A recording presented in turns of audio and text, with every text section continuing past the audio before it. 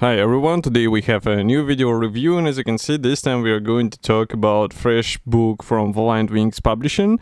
And for some of you it might be familiar because it's a book which is dedicated to P-51 early Mustangs. So as you can see, it covers all versions from A to C, and it's actually book number 6. Nevertheless, there is a small hint that this is something different because we get the second edition here.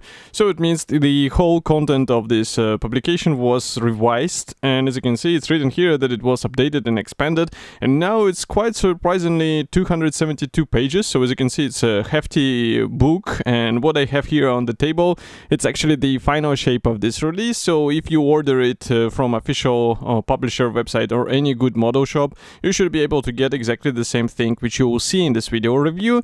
And I think it might be very useful considering all of these recent releases which are coming in different scales. Suddenly everybody is caring about this aircraft, so that's why it's always useful to have some very good and I would say detailed reference guide for your build. So first of all, it's a soft cover, of course. The page number I already said, it's 272, and we start as usual with the checking the contents page. So I will close the lenses so that you won't be blinded by the white color of the pages. Nevertheless, here is the contents page.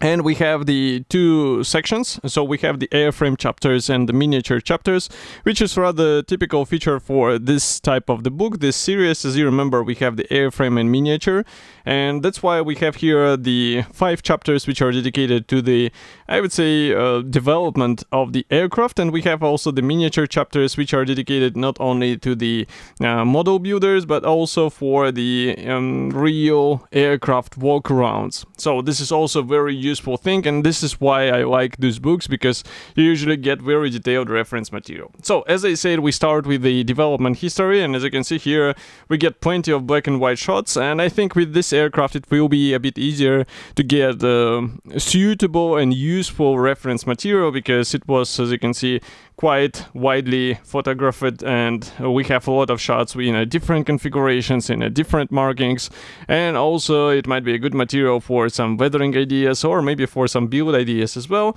And what you can see here, it's actually the next chapter, so it's called Evolution, and as you can guess, the name suggests that it shows the development and the changes in the design of this famous aircraft. That's why we have the side profile for each of the versions, and this is very handy in order to understand what was the main difference between this or that version. Then we continue with the chapter 2. So here we get another version. This is Mustang P-51A, Mustang Mark II, and A36 Apache.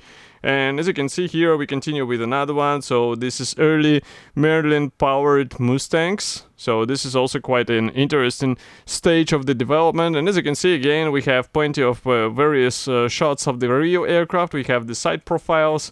So definitely a very precious, I would say, and very useful thing for modelers. And it doesn't matter which scale you will be picking for your build. Still, there is plenty of things which you can take into considerations, use as the material for weathering or maybe even for some diorama builds. So here suddenly we switch to the color print. That's because we get the camouflage and marking section, and this one is notable not only because we get suddenly the cover photos, but we also get the color profiles. And these profiles obviously are not full-fledged marking options. As you can see, we get only the side profile, but I think it's a good starter in order to decide what you would like to see on your model, and then to find the suitable decals or maybe the suitable full marking guide, or I mean, in some marking options you don't even need it. For example, here it's the full metal aircraft as far as you can see, so that's why you just need to apply these markings somehow and you'll be good to go. The same applies to these aircrafts with invasion stripes. And here we continue with also some test aircraft, so how they were marked and what was the difference. Of course, we have some operating aircraft as well, which were on the battlefield, of course. And as you can see, the markings are quite colorful. This is an interesting aircraft. I always wonder about this aircraft with, I guess that's another one with a Merlin engine, but correct me if I'm wrong, because I'm very slow reading it upside down. But as far as you can see, it's P-51B, and it's coming from September 1944. So next we continue with this bright yellow aircraft. Here we continue with more shots of the different markings. We even have the German captured aircraft, so that might be interesting for all of the modelers who like to replicate these unusual markings. We have the Soviet Mustang, which is also rather, I would say, rare occurrence in the builds and decals around various scales. I'm just checking this photo because it looks really interesting to replicate this thing.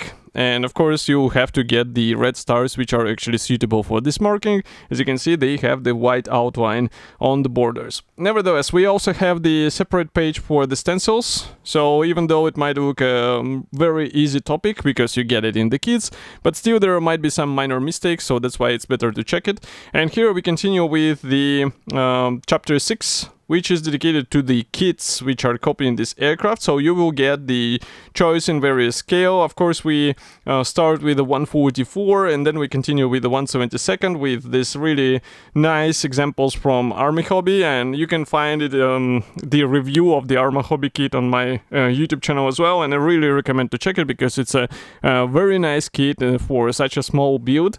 Next we continue with Edward plastic. So this is one of the latest which are copying this famous aircraft, so definitely worth considering as well. And then we can jump to the chapter 7. So here we have the so-called building selection. So we start with the first build, which is Condor 172nd, because here we get the A36 Apache, and as you can see it's also highly detailed article, so we get a lot of shots on how the model was assembled and painted, what the methods and tricks were used during assembly. So really useful thing, and it will give you a better understanding how to resolve some various issues on the this or that kit. Here we continue with Academy 172nd, also not exactly new kit, but still you can get a really interesting result. Here we continue, I guess this is already the Arma Hobby kit probably, and then we get the Edward kit. So as you can see here, we also get a lot of things replicated in various ways. So this is definitely a nice trick to learn. And here we continue with another aircraft, and I'm not sure where it is coming from. I mean, which kit, because it's not written here, but as you can see, it's nicely replicated. Nevertheless, we also have the continuation of this topic, where we will be shown the detailed differences between the aircraft. So as you can see, we get this common image, which is not a side profile, it's more of a 3/4 of the plan of the aircraft, and you get the dark gray color which actually shows you the differences. So that's why I'm saying it's very important and useful thing, because you get a better way of understanding what has changed in comparison with the previous version. So definitely a good thing to study, and as you can see, it spans over several pages, so quite an interesting thing to read through. Nevertheless, what I like the most is this in detail chapter. So here we get the walkarounds for the real aircraft photos. We also get the drawings from the aircraft manuals. So of course this is very useful thing for super detailing your aircraft, and as I was saying before, it doesn't matter if you pick the small scale, still you will get some stuff which you can copy on your build with some scratch building or maybe with some aftermarket. And as you can see, even the engine gets detailed shots. Here we continue with the engine frame, then we continue with the wing mechanization and flight controls. Here we have undercarriage. Here we continue with armament and drop tanks. Another one, again drop tanks. Here we continue with electrical systems and radio systems inside the aircraft.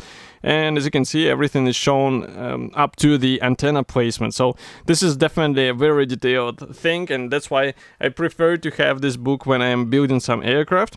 And here you continue with the Appendix 1. So this is a full list of the kits and accessories, decal sets and literature which you can get for such projects. As you can see, various resin upgrades. Then I continue here with the decal sets, And here we have the books, which you can also use as the reference for your build. And of course the drawings, I guess they are supplied in 1/48 scale. So this is also a useful thing in case you would like to get the proper panel outlines and rivets on your aircraft. And as you can see, they're covering not only the Mustang but also Apache as well. And here we have the price tag. So it's $28.95, which is rather typical price tag for this type of book from Valiant Wings. And as I said, it should be already available, so you can get it on official publisher website.